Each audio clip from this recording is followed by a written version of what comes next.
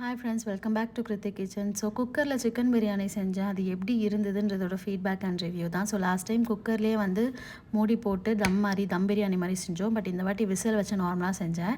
So அது எப்படி இருந்தது, எப்படி பண்ணேன்னு பார்க்கலாம் வாங்க. ஸோ சிக்கனை வழக்கம் போல் நல்லா வாஷ் பண்ணிவிட்டு 1-3 வாட்டி வாஷ் பண்ணிவிட்டு chilli powder 1 spoon, coriander powder 1 spoon, உப்பு 1 ஸ்பூனு, அதுக்கப்புறம் தயிர் வந்து ஒரு 2 ஸ்பூன் அளவு போட்டு நல்லா அதை ஒரு 30 நிமிஷம் தனியாக ஊற வச்சுட்டேன்.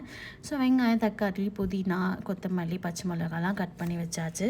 ஸோ அரிசியும் வாஷ் பண்ணிவிட்டு ஒரு 30 மினிட்ஸ் அதை நல்லா ஊற வச்சாச்சு. ஸோ குக்கரில் வந்து நல்ல தாராளமாக எண்ணெய் ஊற்றி இந்த காம்போ பேக்கெட் இருக்குல்ல, இந்த பேக்கெட்டோட வாங்கி அதில் இருக்கிறது எல்லாமே அதில் போட்டாச்சு. ஸோ அதுக்கப்புறமா நம்மளோட வெங்காயம் 4 வெங்காயம் கட் பண்ணி வச்சுருந்தேன். அந்த 4 வெங்காயத்துமே அதில் நல்லா போட்டாச்சு.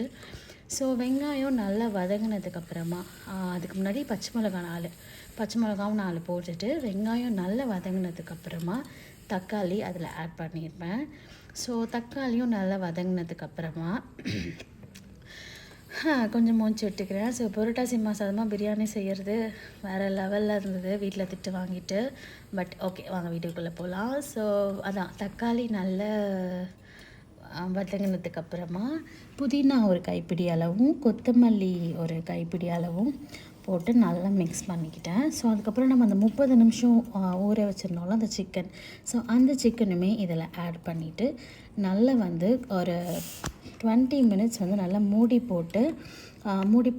போட்டு எடுத்து நல்லா வதக்கி விட்டுருந்தேன். ஸோ அந்த சிக்கனில் இருக்க தண்ணியெலாம் நல்லா வெளியே வந்துடும். ஸோ அதுக்கு முன்னாடி இதில் பிரியாணி மசாலா, ஆச்சி பிரியாணி மசாலா ஒரு பேக்கெட் ஆட் பண்ணியிருக்கேன். ஸோ அதுக்கப்புறம் இது நல்லா வந்து ஒரு 20 மினிட்ஸ் வந்து இது மாதிரி நல்லா வதக்கிட்டே இருந்தேன். தண்ணி எதுவுமே ஆட் பண்ணல. இது சிக்கனில் இருக்க தண்ணி தான், அது கீழே அந்த சிக்கனோட தண்ணி தான் வந்து சிக்கன்லேருந்து வெளியில் வந்திருக்கு. ஓகே, ஸோ இது மூடி போட்டு கொஞ்சம் ஒரு 20 மினிட்ஸ்க்கு நல்லா வதக்கி விட்டுட்டேன்.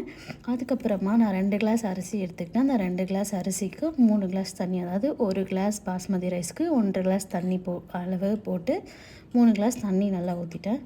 ஸோ தண்ணி நல்லா கொதிச்சதுக்கப்புறமா அரிசியும் அதில் ஆட் பண்ணியாச்சு. ஸோ அரிசியும் தண்ணியும் ஒரு ஈக்குவல் ஸ்டேஜில் வந்தப்போ குக்கரை மூடிட்டேன். அதுக்கு முன்னாடி 4